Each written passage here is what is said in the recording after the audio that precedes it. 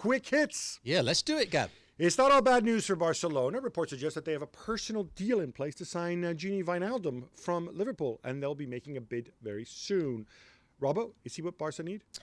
Yeah, to a certain degree. I think he's a midfield player that can do most things. He can get forward and score goals. I think he can do a lot of good defensive work. He's not going to pick out great passes, but if Vidal goes, he's an ideal replacement. In fact, I think he's better now than Vidal would be. So I think it's a good one for Barcelona to take him. On the flip side, Gab, if Wijnaldum leaves, Thiago, is he the right man to replace him at Anfield? Well, he's not going to replace him because they do different things. I mean, I think on Wijnaldum, he had a year left on his deal. I think given the number of players in the late 20s, early 30s that the Liverpool are going to have and are likely to have, you can't extend them. You got to make a choice, move him on. And I think if you can get some money back, that's the right choice. Thiago Alcantara is a different player. Wijnaldum's replacement, if you will be Oxlade-Chamberlain, maybe Curtis Jones. Yep. Thiago Alcantara gives you a different dimension, but he also has a year left on his contract. So he's going to demand, rightly, big wages. Yep. And he's also the same age profile into his 30s. So I don't know. I'm just wondering, Does it change the it's way a big that commitment. Klopp, if when Thiago's in the side, can he press the same way that Wijnaldum can? No. But Thiago is the guy you use against. Yeah. You use against teams who play the 8-1-1 formation. But I don't know. To me, I'm not so sure. Nations League is back Thursday night. Germany take on Spain in a proper heavyweight clash. Robbo, who's in better shape? I would say Germany are in better shape at the moment. They're developing some very good young players. Before the lockdown and when they were qualifying for the European Championship, I thought they looked a very good side. When you think they've got Timo Werner, they've got Sane coming back from injury, Gnabry, Kai Havertz can also play in that role as the number 10. In midfield, Kimmich is shown at right back what a good player. So you're excited by Germany. So I'm excited by it. I think they're in better shape than Spain at the moment. Portugal face Croatia on Friday, and as you will no doubt have noticed, Gab, Cristiano Ronaldo is on 99 international goals. How significant is it if he reaches 100? I mean, it's ridiculous. These are PlayStation numbers, and I'll tell you what, even more significant is if he becomes the all-time leading goal scorer. I think he's going to be he's 10 away from Iran's Ali Dai. Look, these are extraterrestrial footballers doing extraterrestrial things. Now, according to reports, Manchester City have bid 65 million euros for Napoli's Kalidou Koulibaly. The club are considering the offer. City apparently want an answer by September 15th. You know how I feel about these deadlines. They're all nonsense. But, Robbo, would Koulibaly solve their defensive issues? I'm not sure he'd solve their defensive issues. I think he's an excellent player. He'll make them better defensively, but it's up to Pep Guardiola to make sure that the tactics are right in front of him. Midfield players have to defend better. The front players have to defend better. But in terms of an out-and-out defender, Koulibaly is an excellent player and has been for quite some while. Let's keep scapegoating Stones and Otamendi like we've done for years. Now, Neymar is one of 3 PSG players to have tested positive for COVID-19. The other 2 are Di Maria and Paredes. Gab, what does this mean for the start of their season opener next Thursday? Well, apparently this all happened on an end-of-season trip in Ibiza. They were all there, but weirdly only 3 of them tested positive. It's in jeopardy now because there's different rules in place. If you get more than a certain number of players who've tested positive who can't play, then apparently it could be postponed. And they're already behind in their fixtures. And they're already going to be well behind. So definitely one to watch. Hopefully all these guys are asymptomatic. Hopefully they're taking care of themselves, and hopefully they'll be back soon.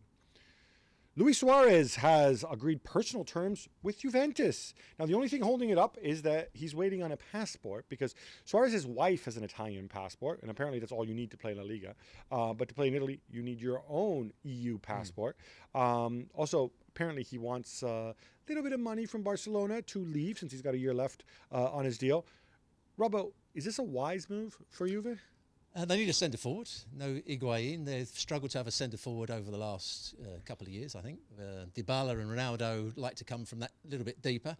Yes, I think it's a wise move for one season. But yeah, he's not going to go out. He's going to want a multi-year deal. He's taking a pay cut. I think they could get a better centre-forward than Suarez. Suarez is past his best now, I would say. Yeah, the thing is with Juve these days, it's all free transfers, cheapies, and you know why.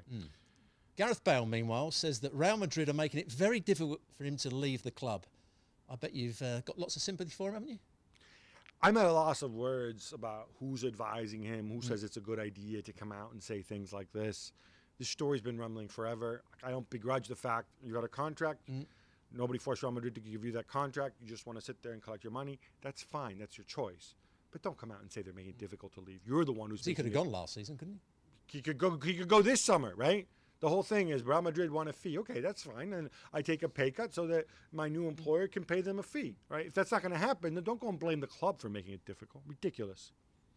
Milan are on the verge of announcing midfield wunderkind Sandro Tonali, which is a shock because some had him going to Juventus to be Andrea Pirlo's mini-me, and then it looked as if he was all but a dead cert to go to Inter. You like that Tonali, Benacer, Kessie midfield, don't you, Robbo? I do. Kessie's got the power and the ability to break forward at times. He can destroy the opposition with his power and pace and energy. Tonali would be the passer. He's got that vision, 1 and 2 touch passing. And then Benacer is, again, another energy player that likes to win the ball back.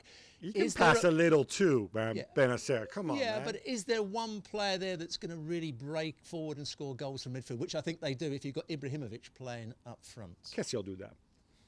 Having kissed and made up with Inter, Antonio Conte is getting his way in the transfer market, and they've expected to sign Arturo Vidal and Kolarov shortly. Gab, this is a bit short-termist, isn't it? You know, all the praise I lavished on him. Oh, look, you know, Ashraf Hakimi, what a great signing, blah, blah, blah, the future. No, look, Conte got his deal. Conte wants to win his title. It doesn't matter you're bringing in these old guys who make enormous wages. I don't think this is good for the club. I think it's good for Conte in the short term. He knows what he's doing. Maybe you'll win the title with him. But, you know, what's going to happen in a year or two time when, you know, you got to pay the piper for this and you've got FFP as well? I don't know. They've got a massive squad there at Inter now, haven't they? No, and they've got all these players they can't ditch because they make too much money. Dean Henderson says he's confident he can oust David De Gea, speaking of, as Manchester United's number 1. Looks like Solskjaer has a big call on his hands, Robbo. What do you do? I would still stick with De Gea at the moment. I still think he's an outstanding guy. He's made mistakes over the last year or two, but he's been Manchester United's best player for 4 out of the last 5 years, maybe 6 years. Henderson is a good goalkeeper, but at the moment I'd stick with De Gea and see how Henderson goes. And say bye-bye to Romero, right? Yes, of course. Now, Premier League clubs won't be displaying the Black Lives Matter message on their shirts next season. Gab, what do you make of this? Well, they've said they're not going to have the slogan, but, you know, obviously they'll still respect if players want to kneel or whatever.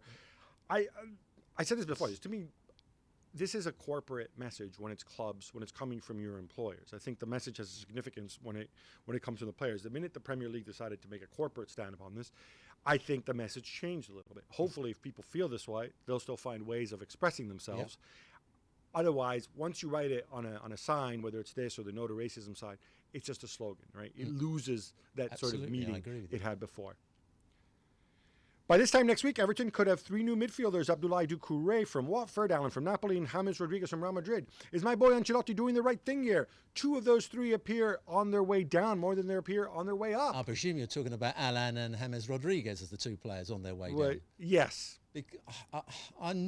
Alan, I really like. I think he's an exceptional player. I think he'd be absolutely ideal for Everton. I think the fans will love him. Doucouré, I think, will be a good signing for Everton. James Rodriguez, I'm not quite so sure. Oh, Carlo's going to work his magic. Well, thank you very much for watching ESPN on YouTube. For more sports highlights and analysis, be sure to download the ESPN app. And for live streaming, premium content, and let's not forget as well, ESPN FC 7 days a week. Subscribe to ESPN Plus.